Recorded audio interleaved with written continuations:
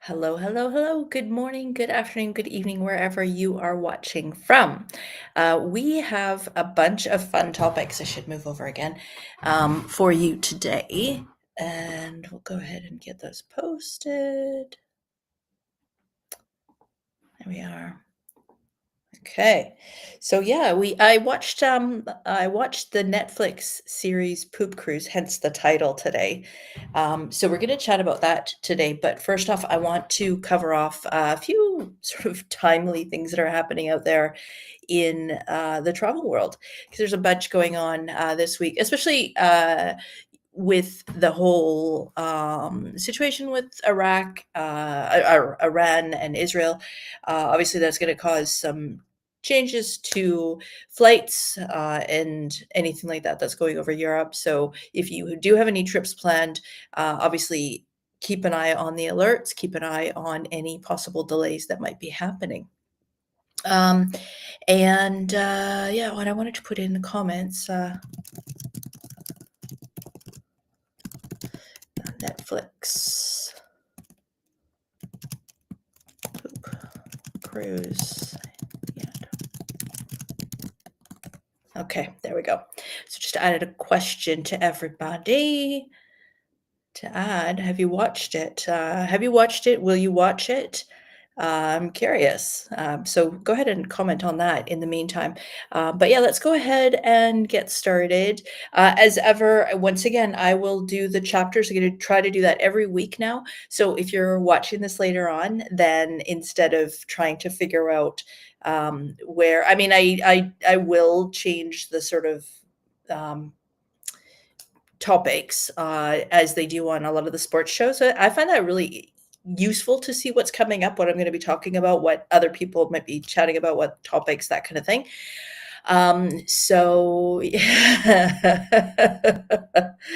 um, so yeah, watch for that in the description down below later on if you're watching on the replay. Angelo delayed. Oh, we're gonna have some fun today, aren't we?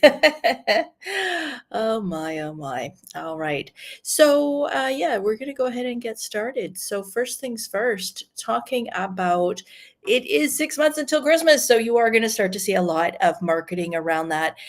What's interesting, like I've been away for Christmas several times, and I love it.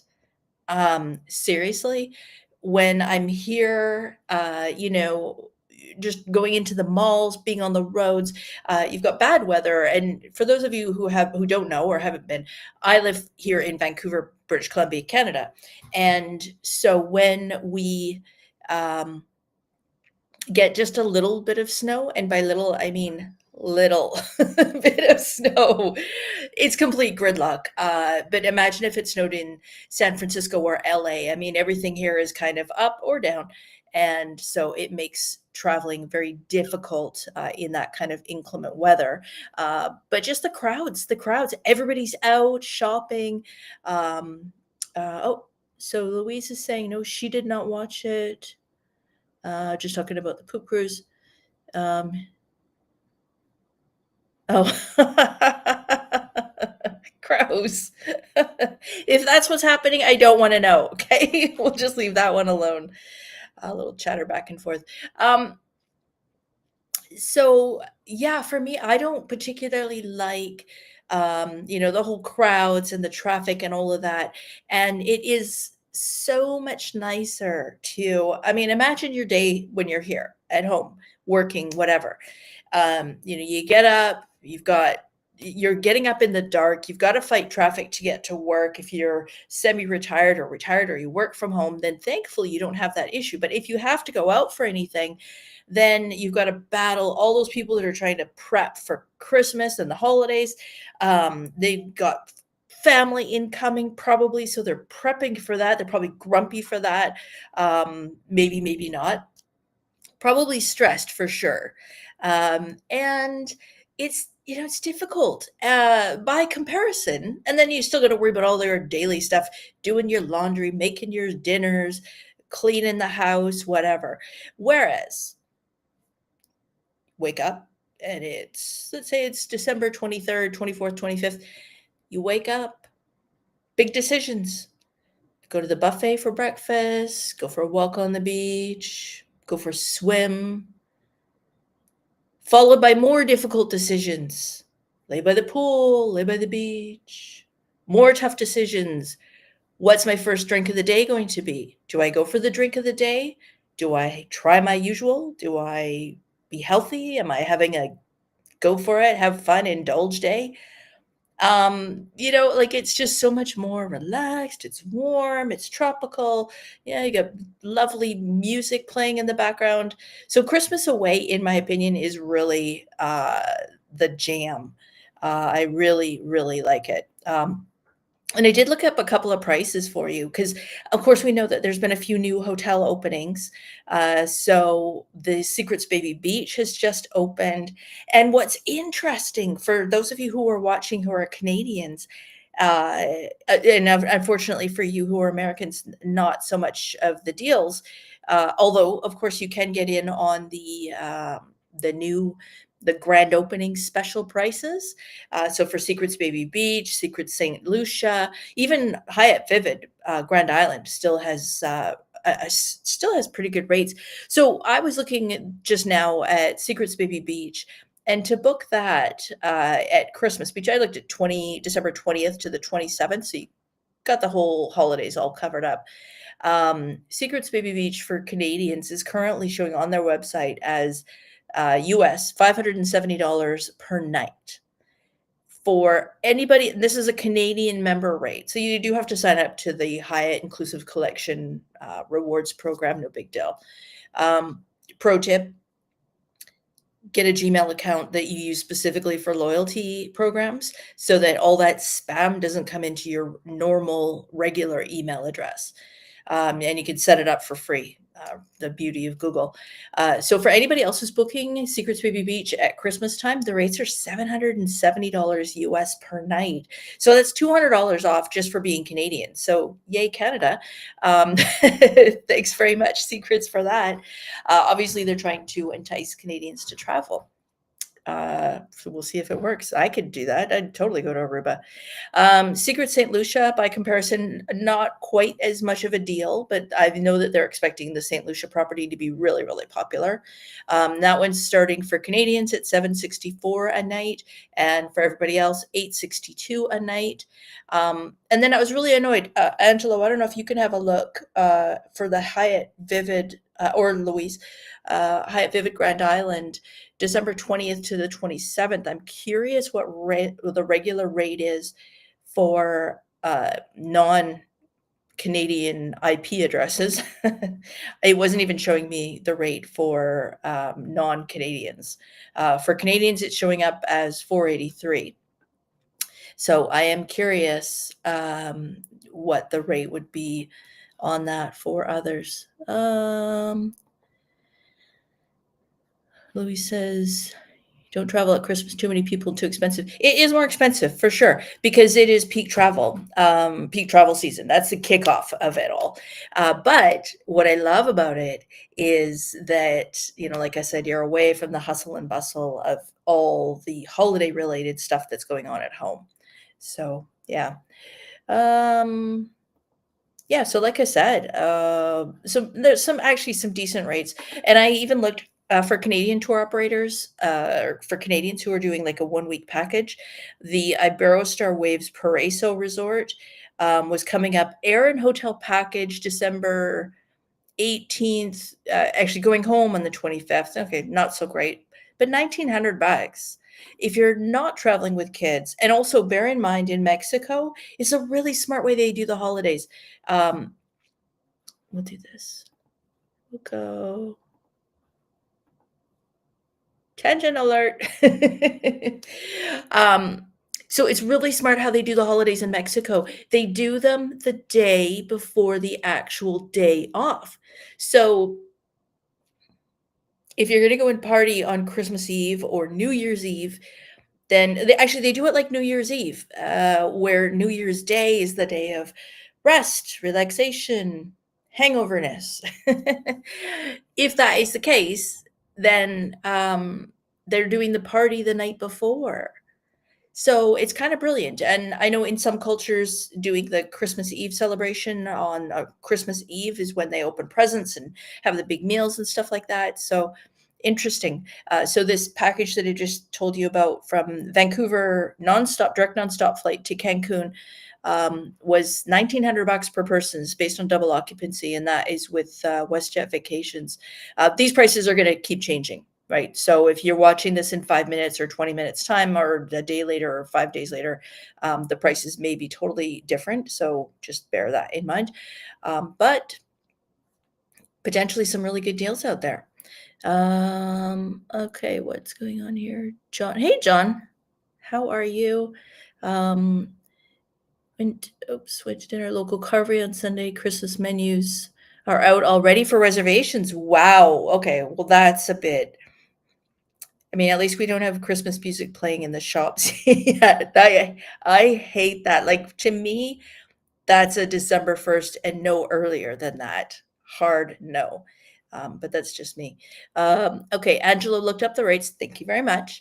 Said it's $521 per night for two people with a Hyatt member. And again, with these rates, you can sign up on the spot to be a Hyatt member. So you'd be crazy not to. Yes, you're going to get some emails, but again, set up that separate Gmail account for your extra emails, your loyalty emails.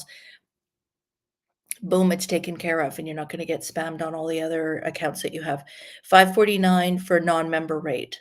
So yeah, again, it's a no-brainer, and that's by comparison to $521 per night versus $483. So the biggest deal on that one overall, if you're Canadian and you're watching and you're planning on booking direct, instead of booking through the airline, maybe you're going to use points for your flights or whatever, is that Secrets Baby Beach, which is $200 off for Canadians over the Christmas holidays currently. Oh, and Christine pipes in with Vantage Club. We love Vantage Club, don't we? $688 per night. Okay, thank you. So those are the US rates for Hyatt Vivid Grand Island. By the way, again, we'll go with this.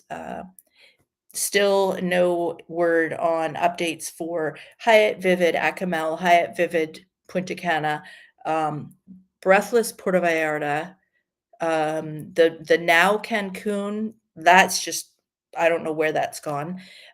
So, again, keeping an eye on these, and perhaps now that the acquisition of Playa Resorts is completed by Hyatt All Inclusive Collection, maybe now there'll be some movement on that. So fingers crossed on that one. Oops. Okay. Moving on. So next topic is, yeah. So some new changes to the Carnival loyalty plan. I don't know what you guys, what you think about this, but it's a lot of people aren't happy, and a lot of people are actually begging them to change their mind on this. So the significant change is that with their loyalty plan, it's once you crack diamond level, which is the top tier, once you crack diamond, you're diamond for life.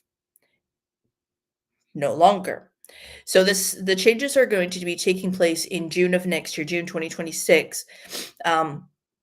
If you've reached diamond with Carnival, you will retain, and I should say, Carnival Corporation owns like Holland America, Princess Cruises, P&O, Cunard, a bunch of others, as well as Carnival. So these changes are specifically for Carnival Cruise Lines, the Carnival ships. But who knows if there's going to be any other changes, because all of the others, again, once you hit that tier, you're there for life. So the question is, are they going to be changing things? We don't know. The changes will take place June 2026. If you are diamond level currently with Carnival, you will retain your status through to 2032. If you're not diamond level, if you're below that, the other levels will retain their status for 2 years. So you're not going to completely revert back, and the new change is not the old program was based on days, how many sailing days you had. But the new one is going to be based on days, but also based on spend. And I haven't seen exact details on what this is going to be looking like, but from their perspective, they said, they've got so many people that are at diamond level that they're not. I mean, currently with diamond, you get priority check-in. You get to attend a diamond party on cruises that are 5 days or longer, a diamond member party, as well as you get free laundry services. Not huge, but the whole thing is, they're trying to give you additional benefits. And um, if everybody's at the same level, then it just becomes sort of part of the cruise. So yeah, it's hard to say what'll happen on that. But another thing that they will be introducing is that you can earn points through your Carnival Mastercard. So if you're um, studious, I guess, or if you're efficient with your money, then you go and buy a bottle of water, you use your credit card and then pay it off. Obviously, if you don't pay it off, you're gonna have some problems.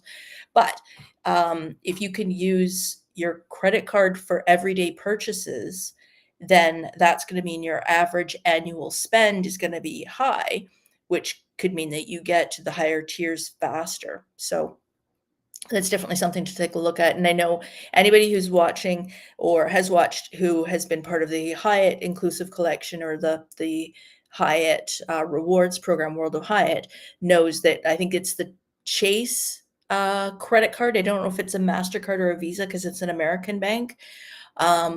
Has links to World of Hyatt. So if you can afford to go on vacation, but you can't afford Vantage Club or Preferred Club or the higher end rooms, grand beachfront master suite kind of thing. If you can link up to one of those credit card loyalty programs, then that could be your way to a free upgrade. So definitely taking a look at that. We're taking a look at that. Angela's saying, yeah, they're going to lose customers for sure. Yeah. But I think of all the people who live in Florida. Like if I lived in Miami or Fort Lauderdale or near there, I would probably be on a cruise every weekend. And not so much on the party cruises because those short ones, it's just a drunk fest or a bachelor party. And we'll talk about that a little bit more when we get to the poop cruise.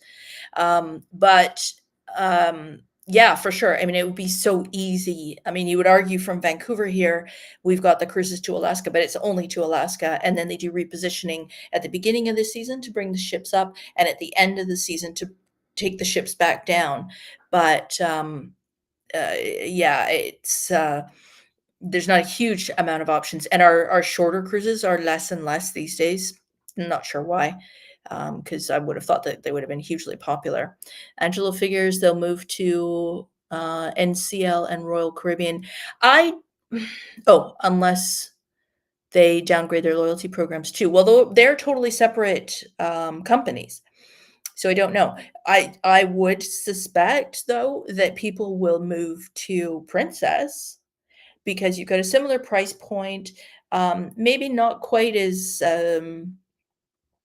party as Carnival ships, but there's no loyalty program that I've seen that's as good as Princess Cruises. Because Princess Cruises, it's based on the number of well, you can do it based on nights or you can do it based on sailings. So if I do a 1-day repositioning down to Seattle, that counts as one cruise. If I do a 7-night cruise to Alaska, that also counts as one cruise. So if you live in near LA, easy access to LA, for example, or Miami, Florida, Miami or Fort Lauderdale, or any of the other places where they have a lot of cruise options, that's a really easy way to build up your status really quickly. So, yeah, definitely worth checking out. Thank you. Chase Visa is what it is. So, yeah, it's worth taking a look at. Um, I I may have that card and have it linked to my American Airlines account, and they share perks with each other. Yeah, so you've got to look at this stuff. I mean, even if you occasionally order from Skip the Dishes, they are linked in with other loyalty programs, any kind of food delivery services. So it's definitely worth checking it out because if you're going to buy from these companies, why not because they're building that into their costs. So you're paying for it one way or another. So if you're not getting the rewards, then you know, no bueno. Won't Princess Cruises lose their benefits since they are owned by Carnival? Well, no, so it's the parent it's not the parent company that is making it's not Carnival Corporation that's making changes to the loyalty program, it's just specifically Carnival ships. So, the red, white, and blue ones. So if you're cruising on Holland America or Princess or P&O or, Cunard, there's no changes to the loyalty programs that they've mentioned. So, we'll see.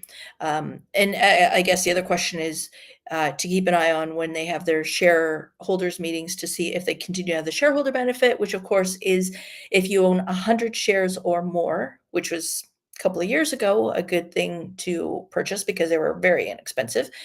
But now they're trading higher, and we'll talk about that again in a few minutes. But if you own 100 shares or more and you're doing a cruise of a certain length, if you do a 7-night cruise, you get, I believe it's $100 per cabin shareholder benefit. So it's a shipboard credit. It's not combinable if you and your traveling partner both each individually have 100 Carnival shares. It's only one benefit per cabin. But could be worthwhile. If you have kids, if you're traveling with a family, book 2 cabins. For example, the husband has 100 shares and the wife has 100 shares, then in each cabin would qualify for the cruise ship, the onboard credit benefit. So again, worth taking a look at. Got to know the options out there. And most of you, I think, are quite travel savvy, so you know to check into this stuff. Okay, moving on. Celebration Key. So I was just reading about this the other day. They're quite excited about this. Celebration Key is Carnival's new private island. So they've got 3 now. There's one in Honduras. There's one in Jamaica, and there's one the new one, the latest one is on Grand Bahama Island, which is of course where Freeport is. I'm curious about this one. I want to know where it is because the interesting thing with Grand Bahama Island is it is very well developed with all the cruise ships that would constantly just stop by. They're raking in the port fees. So, and again, even if you don't get off the ship pays for the port charges or the port fees per passenger, regardless of what you choose to do.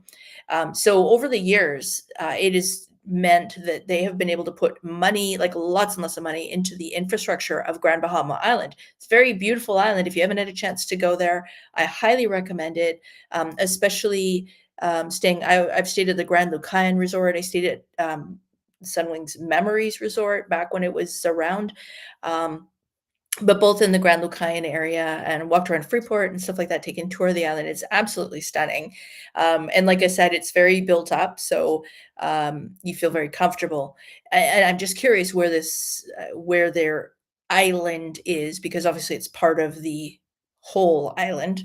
But I'm curious about it. They do have 2 350-foot water slides. So these are pretty amazing.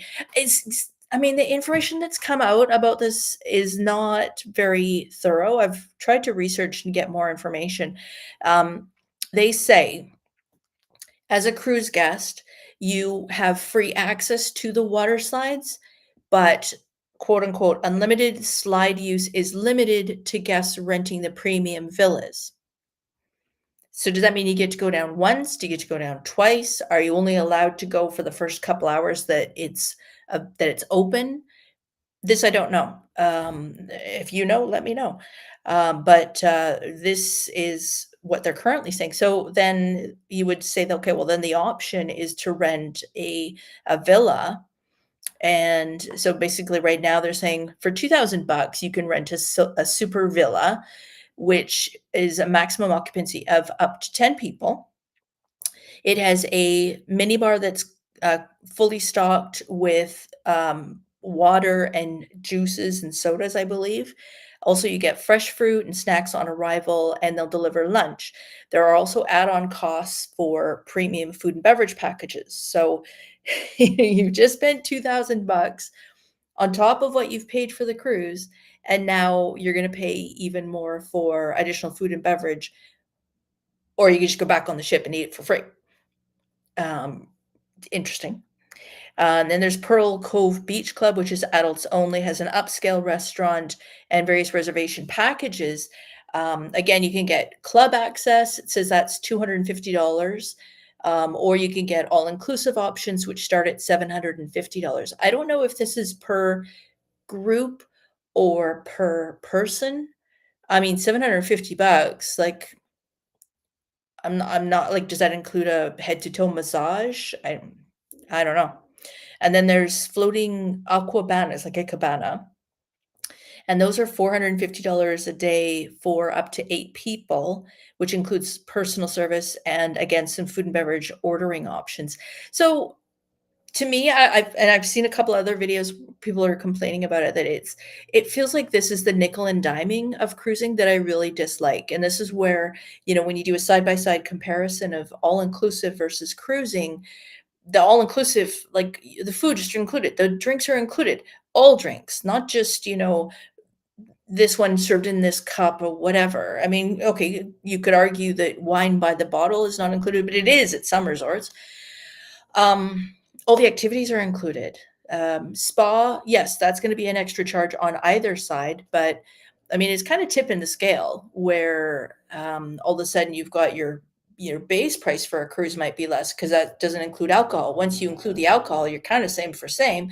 And then once you want to start doing like a gym class, like a CrossFit class or certain aerobics classes, yoga classes, the I was just on the tip of my tongue, TRX stuff, that is all an extra upcharge on a cruise ship. So, all of a sudden now it's like cost of a cruise versus cost of all inclusive. Yeah. But you're stuck at the same place for a week or however long you go. So, there are certain benefits to doing the whole cruise thing. But this whole this new island, I don't know. Is this an extra benefit or is this just going to mean empty pockets? I don't know. It's we'll have to wait and see. We'll find out more information on it. That'll be the game changer for sure. Angela's saying, interesting how Carnival and Royal keep opening up more and more private island destinations. How does everyone feel about that? That's a good question. With the private islands, I mean, yeah, there's a certain cachet with them. And I guess when they open up those islands, those private areas, it means that it's another revenue source for the cruise ship. But what's it doing for the local island infrastructure, for the local community? What portion of what they're paying goes into that? Like I said, with the cruise port, the per passenger fees on the going into Freeport, Grand Bahama, that was going into the infrastructure of the island. So you could be down some street that doesn't even have houses on it, and it's got a sidewalk and streetlights. Like, I kid you not, it is amazing. And I mean, that costs a lot of money. Why would you pave roads, build sidewalks, add streetlights to a neighborhood that's not even got any residents? Like, but I guess when you got that much money coming in, you can.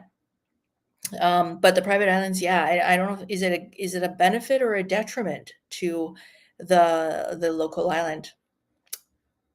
I don't know. I'm kind of on the fence on that one. Hard to say.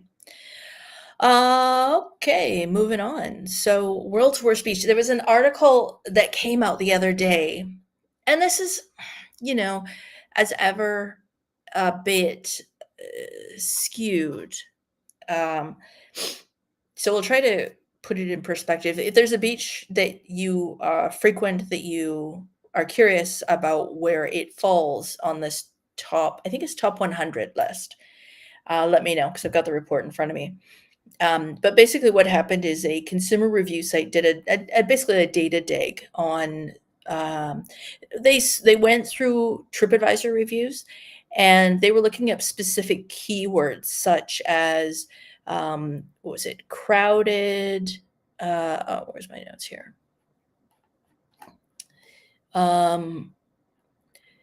Dirty, crowded queues, like wait lines, and then noise, like noise disruption, that kind of thing. And they gave each thing a certain score. So they calculated it, whatever. I mean, you could calculate stuff any way you want, but nonetheless, they added it all up. And okay, let's do a little quiz. I'm sure maybe some of you have seen the report, but I'm curious. I'll give you three choices. Three choices. Okay. So for the worst rated beach in the world, was it Mexico? Was it Dominican Republic? Or was it USA? Which beach out of all the beaches that they looked at, out of all the TripAdvisor reviews, which beach was rated in this study as being the worst beach in the world? And incidentally, it was a points thing. Out of 100 points was the maximum to give it the worst rating. And this particular beach scored 100 points. So basically enough points in enough categories of noise, cleanliness, crowding, and what was the other one? Noise, cleanliness, crowding. Well, crowding and then long queues, like wait lines for using, getting refreshments, using the toilets, that kind of basic stuff. So I'm waiting for guesses to come in. Which do you think was rated the worst? Was it Mexico? Which beach? Was it a beach in Mexico? Was it a beach in the Dominican? And this is not all beaches, this is very specific beaches. Mexico, Dominican, A, Mexico, B, Dominican, or C, United States. Curious what you guys will say. And I will let you know the actual result on this in a second. But yeah, results were quite surprising. I'll tell you that, for example, Maho Beach in Saint Martin was rated in the top 10. It was rated 10th of worst beaches overall. And I suspect that is because Maho Beach is a very small beach. Like, it's at the end of a runway. And that's what the draw is. The draw is not like, oh, I'm going to Saint Martin. I want to go and see this amazing beach. No, you're going there to watch the planes land right over your head. I've been there so many times. I love it. I love the train spotting aspect. But, yeah. Is it noisy? Yeah. Oh, yeah. Especially when they got the big planes coming over. Is it crowded? Yes. It's maybe 200 feet long. How deep is it? Maybe, well, depending on how the waves are hitting it and how much sand has been eroded, 50 feet, maybe 100. Like, it's not huge. So yeah, so of course, Maho Beach and Saint Martin, it did rate as within the top 10 as number 10 on the list. Okay, just seeing some guesses come in. Louise says US. Bojangles, hey Bojangles, says Mexico. John is saying Mexico, and Angela says USA, USA. Well, the correct answer is, I didn't show you this one, it doesn't matter. I read them out. Correct answer is USA. It is Waikiki Beach. I don't know how much that surprises you. To me, I thought, yeah, I could totally see that. Busy, very, very, very, very busy. Not enough so that, like, I wouldn't want to go and be laying out a towel. Plus, I don't understand this whole situation with the beaches there. Like, why couldn't the resorts don't have their own sort of beach area? And let's be honest, they could do a man-made area and it would be equally nice. I don't know. It just, to me, the planning is just not. When I went there the first time, I was very disappointed. Like, it just seemed like somebody didn't plan that properly. Somebody went, like, you had one job to do and they messed up. Yep, you got it. You got it right. So yeah, that was number 1 on the list. Number 2 was actually Venice Beach. So that's a 1-2 punch for USA. You got Waikiki Beach was rated a 100 on a scale of 1 to 100 being worst. and Venice Beach was 89.7.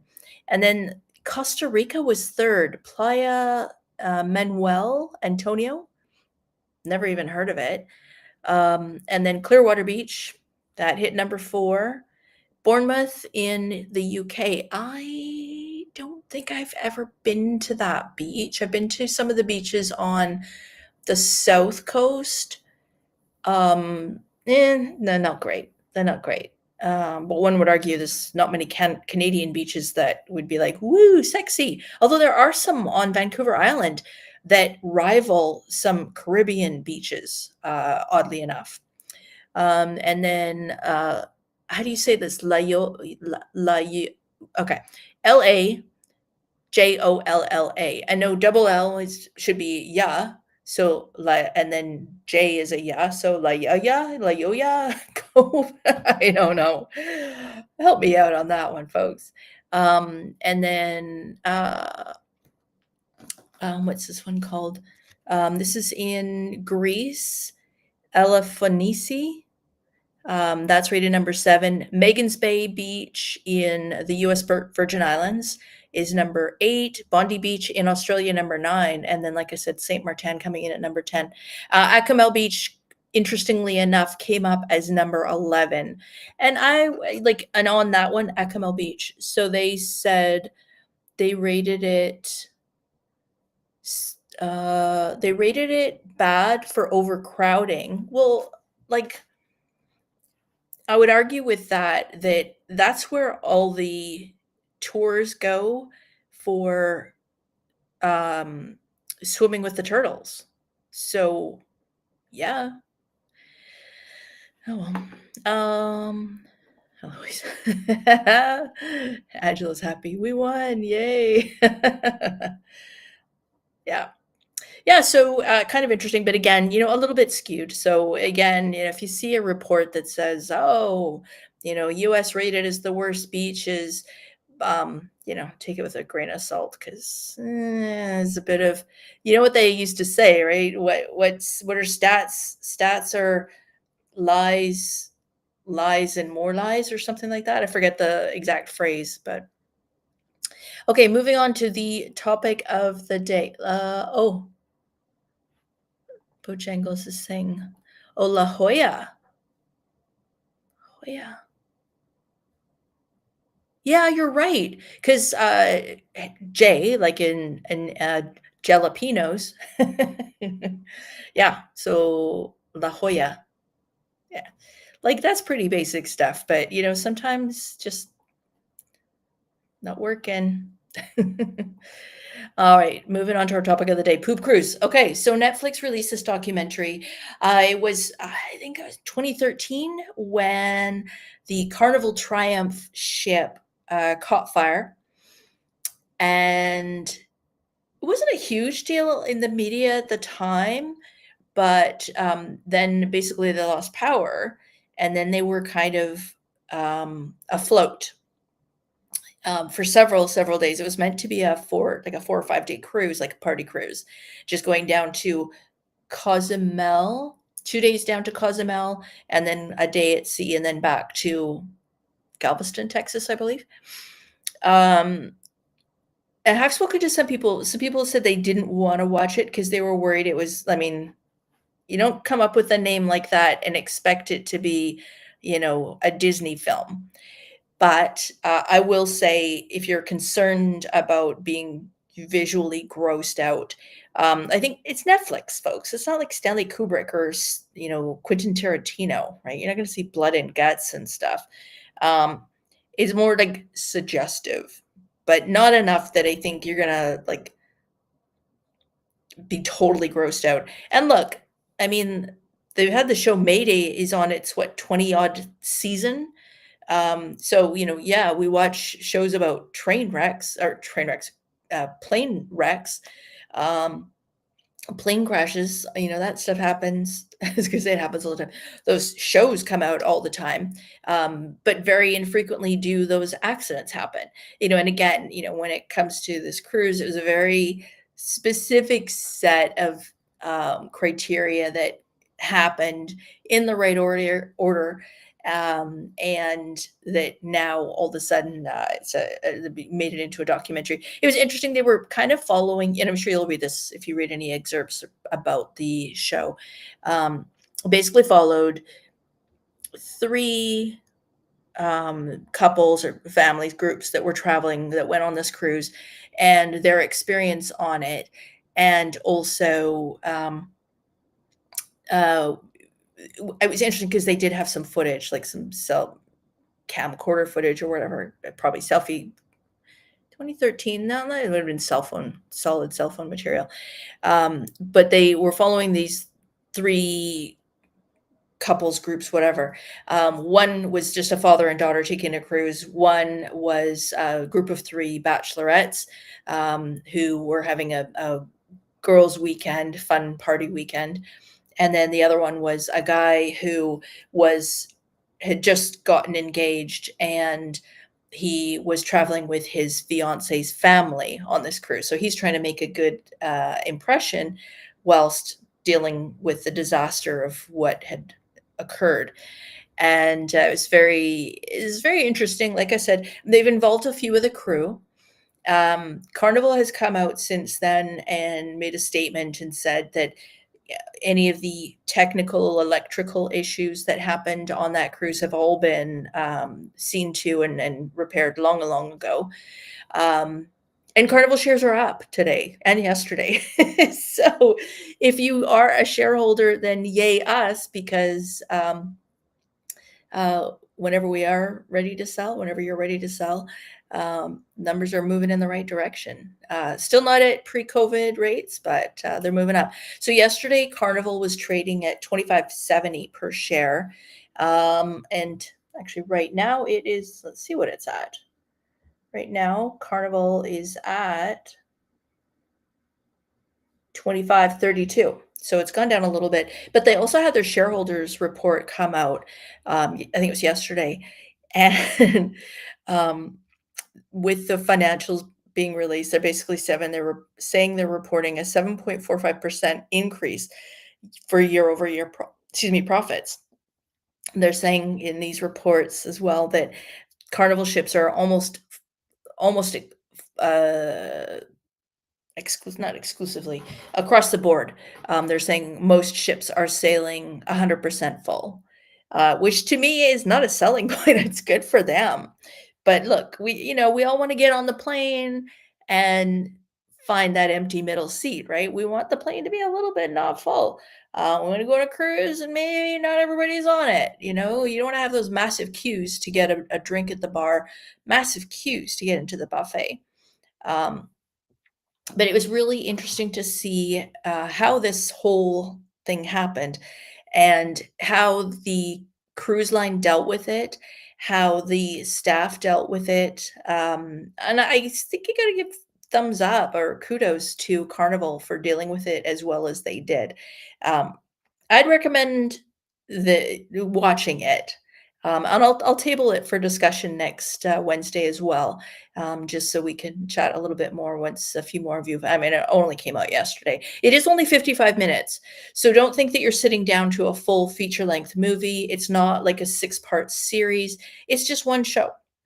And I think they, like I said, I think they did a really good job of it. Elizabeth B. Sokal, if you're watching, I did look for your friend who was a comedian magician on that ship, and I didn't see him referenced at all. So, that's too bad. But if you see him, I'd be curious to find out what his description of the whole situation was. And I think that for the purposes of the documentary, that Carnival probably had a lot of NDAs that people had to sign, especially anybody who was a contractor. So any of the entertainers who come on to do, comedy shows, magic shows, sometimes singing groups or bands, probably had to sign a bunch of NDAs because they would have seen some of the behind the scenes stuff, which if you watch the show, they're not showing you stuff. It's not gross. They're just explaining what happened. And there was some stuff that was a bit like, ew. I guess when you got to do what you got to do, and it really, as they said in the show, it did become sort of a every person for themselves. So back to survival of the fittest mode. But nonetheless, worth watching. No different than like as much as Mayday as a show can be a bit disconcerting at times. One thing that I've found that from watching some of the shows, because you see the detail of their investigations and what they come up with, and then how they NTSB and all these different organizations, FAA, whatever, how they implement these changes, and it's like non-negotiable. It's like these are the changes that must be made. So with these organizations, it's great because they are keeping things safe. So yeah, with Mayday, it's interesting. Fun fact that over all of these accidents that have happened that they've covered, it appears that it is safer to sit in the back of the plane. Your chances of survival are greater if you sit at the back of the plane. Let's just test this theory. Hey Siri, why did it go on that one? Let me try this again. Hey Siri, what are the best odds of surviving a plane crash for your seat? Would you like me to use ChatGPT to answer that? Absolutely.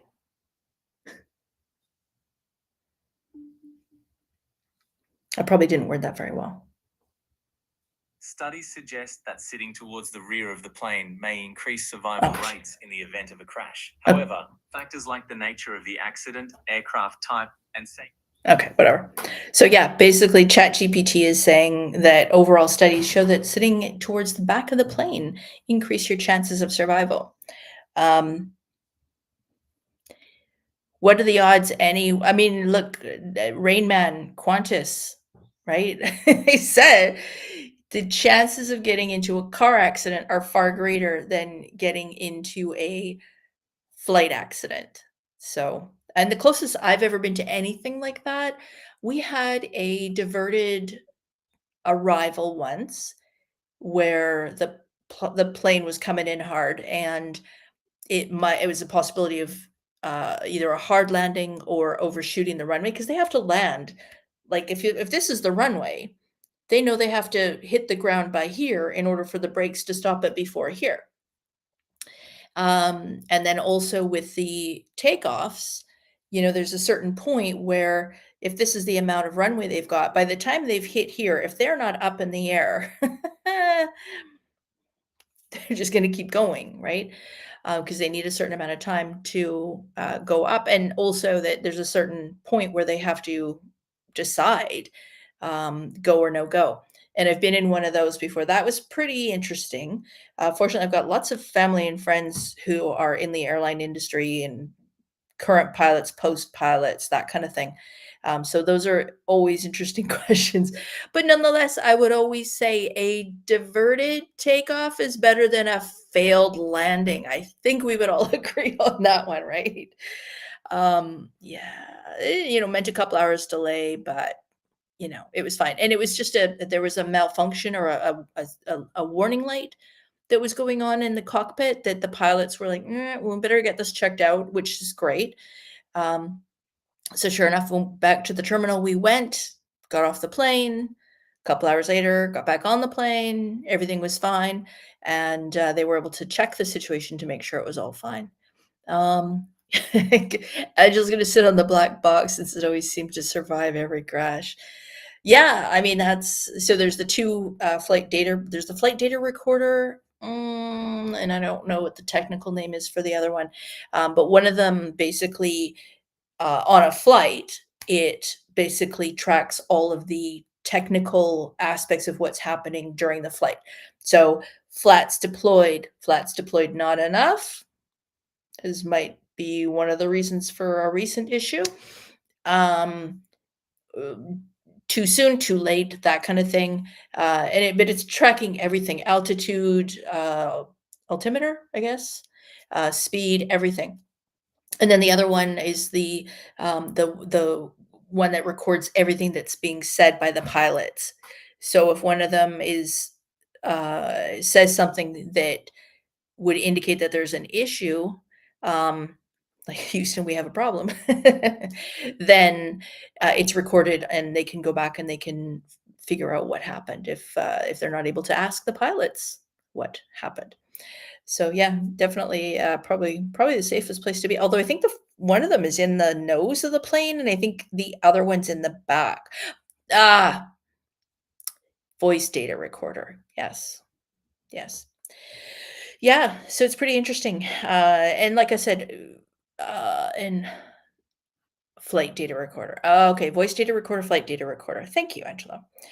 Um, yeah, and I'm honestly, like, I'm sure they've got similar stuff on cruise ships. Like I said last week, when Tammy and I were on the Explora Journeys cruise, and we got to go into the uh, uh, uh, I was saying cockpit, the bridge. We got to go to the bridge and see all, like, there's the amount of systems that have backups is just crazy. Like, backups for this, backups for that. I think there was 4 places where it would notify you if there was a fire. Because there was a fire when we were there. There was a fire in one of the galleys, and the guy who's talking to us, he just kinda turns down his radio volume, and I'm like, and the 8 of us or whatever that were on this privileged tour, we're like, "Yeah, do you wanna check that out?" Like, call me crazy. I know we're in port. I know we're tender, or we're not tendered. We're like, we could walk off the ship. So if it's a real big issue, we can leave. But um, shouldn't somebody be looking at that? And so of course we did ask about it, and he's like, no, it happens in the kitchen all the time. Just the flare ups or whatever. But there's always somebody who's aware and who's monitoring. So yeah. So definitely I would recommend the poop cruise thing. I think it was interesting. It wasn't too gross, and they turned it in. It's more of a story, let's be honest, right? Um, but it wasn't as terrible of a sort of recreation as some of the shows do, where it's like pretending that they're live, they've got real footage of it, but actually it's just kind of a dramatization, as they will. So, yeah, let me know in the comments, if you do watch it later this week or next week. Let me know, and like I said, I'll table this for discussion next week to see if more of you have had a chance to watch it, and if so, what your thoughts are on it. But like I said, I think if the number one thing people don't want to watch it for is because they're going to be grossed out, I don't think you need to worry about that. In my opinion, it was okay. But it's just is interesting, and I'm a behind the scenes person for sure. So if you're not, then yeah, maybe not. But yeah, anytime I get to see behind the scenes info, Mayday explaining why something happened, how it could be prevented in the future, that kind of thing, I'm always up for that. I find it very interesting. So thanks for tuning in, everybody. And if you haven't already done so, please go ahead and hit that like button. And we've got a couple of different videos coming out this weekend. So stay tuned for those. And we, of course, will be here next Wednesday doing the usual fun travel chat and getting up to date with what's new in the travel world. So thanks for tuning in. Really appreciate it. Before you go, don't forget to, if you haven't already done so, subscribe, please. Really helps out the channel, and it will notify you if there are any new videos, so you're not going to miss out on anything. So thanks for tuning in. We will be back here. We all of us, you, me, hopefully I'll see you next Wednesday. In the meantime, have a great day. Have a great weekend. Oh, and it's big holidays next week. So we'll try to incorporate, we'll have some, I think, aside from doing a little follow-up on the poop cruise, I think we're going to have some fun with the whole Canada Day and Independence Day celebrations. So maybe some quizzes, get you on your toes. where things originated, that kind of thing. Those are always fun. So, yeah, hope you have a great weekend, and we will see you next Wednesday. Thanks for tuning in. Bye for now.